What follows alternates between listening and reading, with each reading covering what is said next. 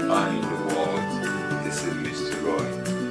I'm so excited to announce to you that I'm going to be a science teacher for today. This is Electricity Part 2. We've done the Part 1 already. And just check the link below this video. There's a YouTube link there. Click on it. Watch the Part 1 on electricity before you watch this one. Alright? It promises to be an exciting time with you again as your science teacher. Follow me. Let's dive into the world of science.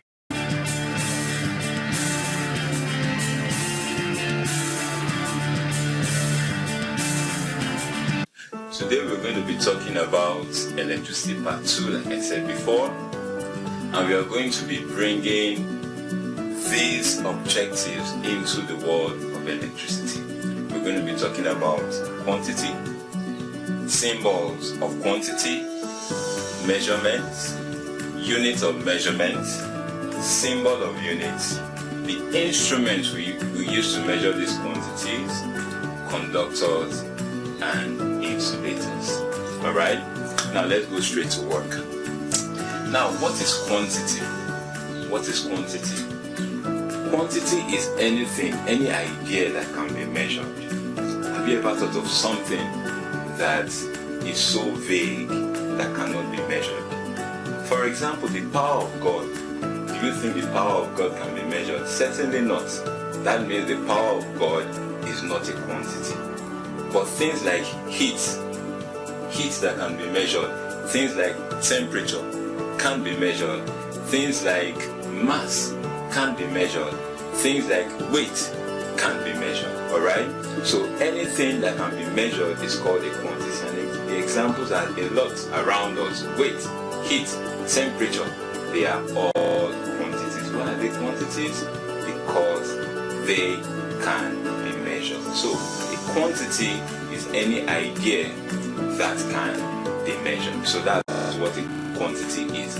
But today, certainly we are not going to be talking about mass, we're not going to be talking about weight, we're going to be bringing it home to electricity.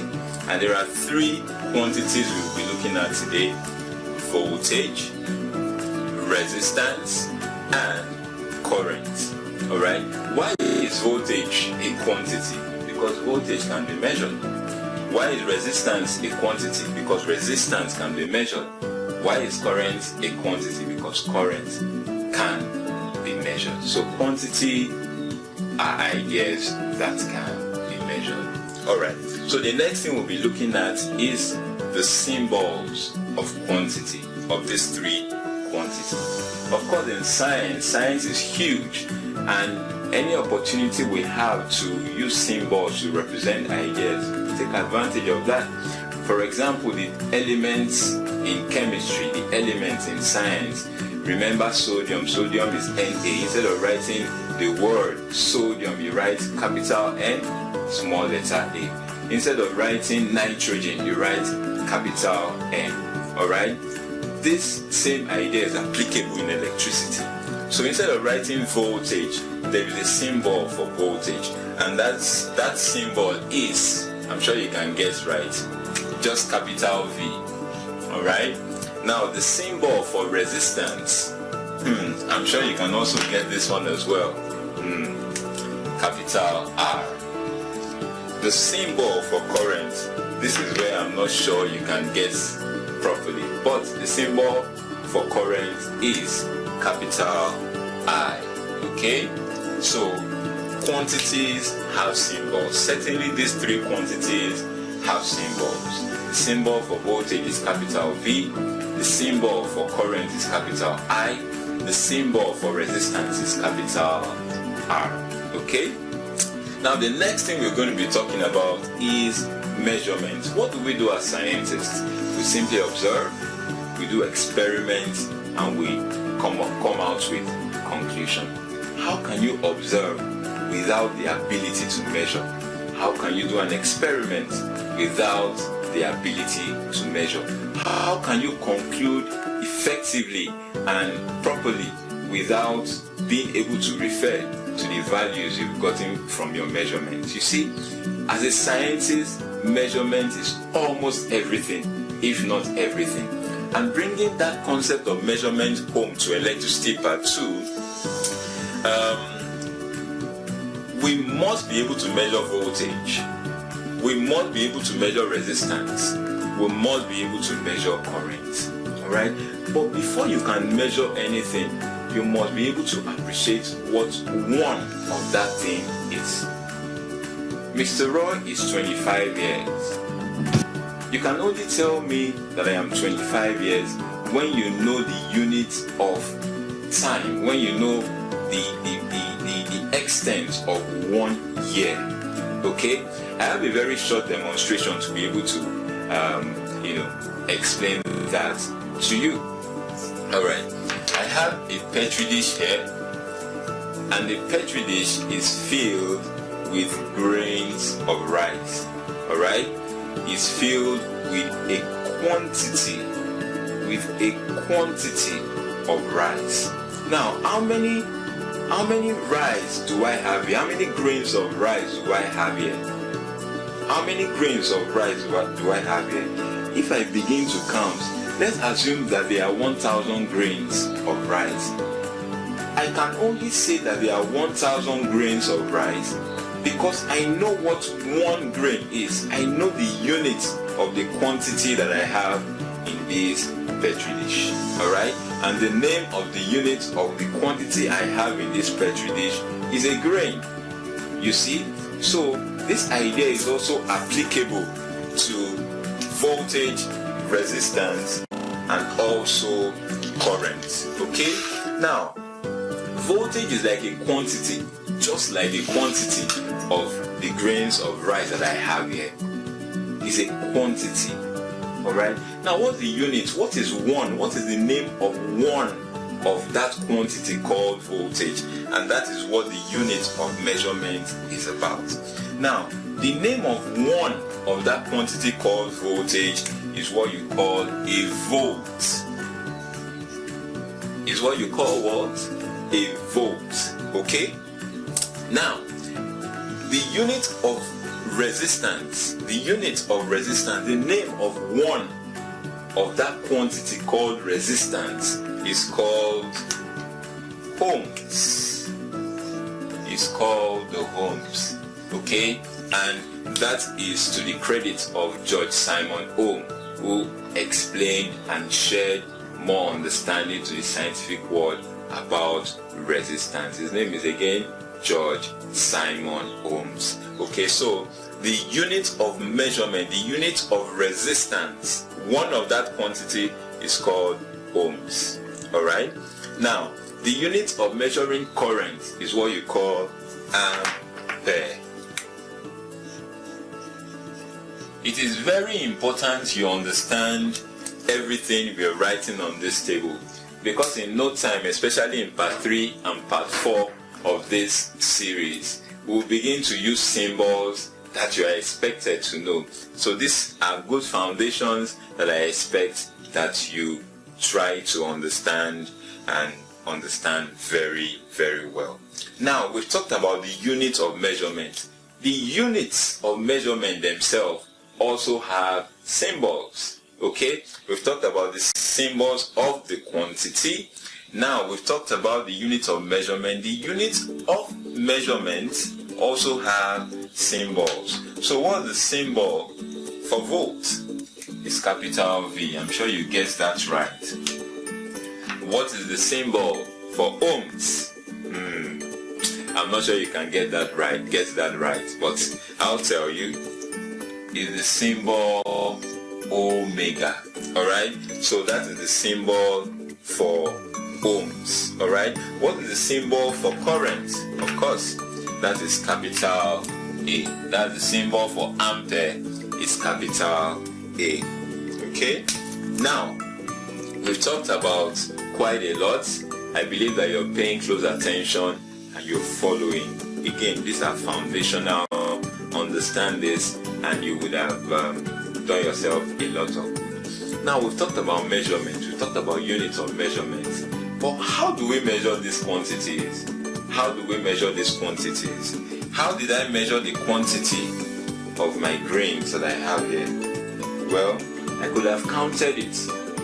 Alright, though I used estimation, but I could have counted it very carefully. But you can't do that to some quantities like voltage.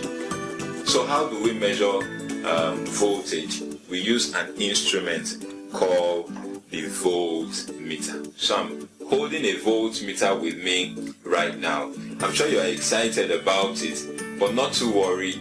Electricity Part 3 will be a practical class where we are going to play and understand more about this instrument. But this is called a voltmeter, and it is used to measure voltage. Okay? It is used to measure voltage.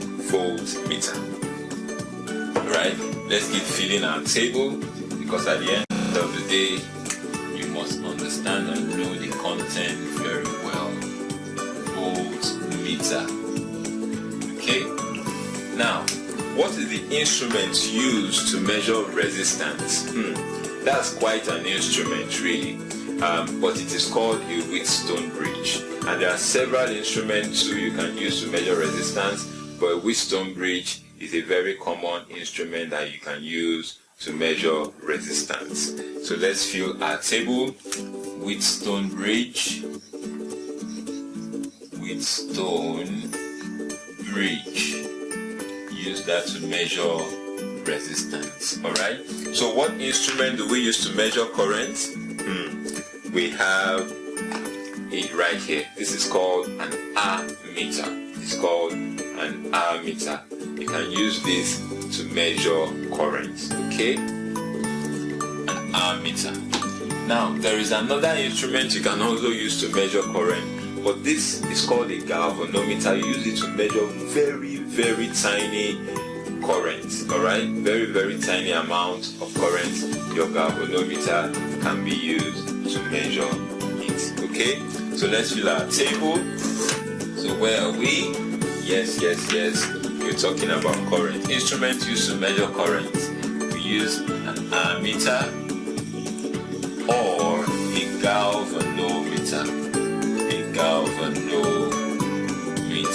Alright? So we've talked about a lot. Alright? This table is very important. I expect you to go through, try yourself, draw the table yourself without looking, because again, these are foundational. Let's quickly go through what we've talked about so far. I'll be right back.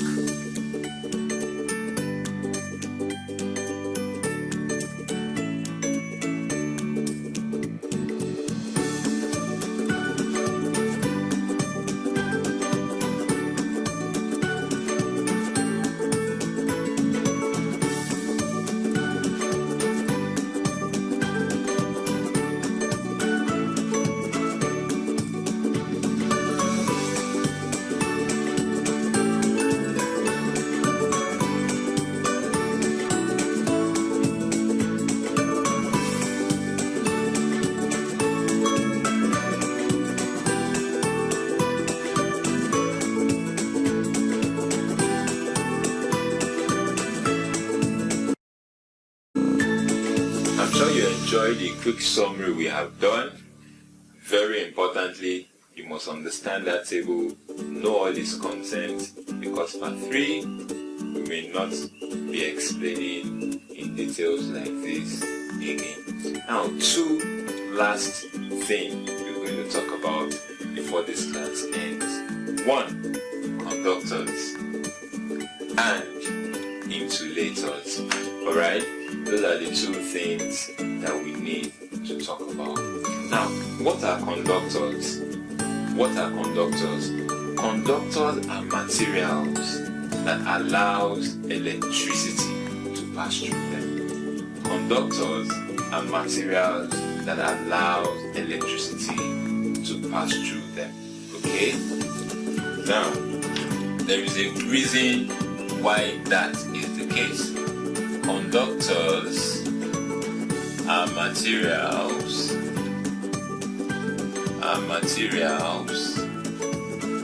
that allow electricity electricity to pass through them. Okay? Now, remember we said electricity is produced when electrons move. Electricity is produced when electrons move. There is one particular property conductors have that gives the electrons freedom to be able to move. Now, when you look at the structure of most conductors, this is what you're going to have. You're going to have their atoms. You're going to have their particles. Their particles are usually like this. Okay? Are usually like this. And the proton, which is positively charged, is certainly at the center. Positively charged is certainly at the center, while their electrons will be free around their surfaces. Okay, or around their surfaces. So if you bring a conductor, let's say this is a conductor, what you actually have is that the positive charges are inside the conductor, the protons are inside the conductors, while the electrons are somewhat free to be used or to be pushed or to be pulled. You see, and that is why conductors allow electricity to pass through them, because it is very easy to apply voltage to them, and since the electrons are free, they just move. Alright, and that is why conductors allow electricity to pass through them, because their electrons are free to move.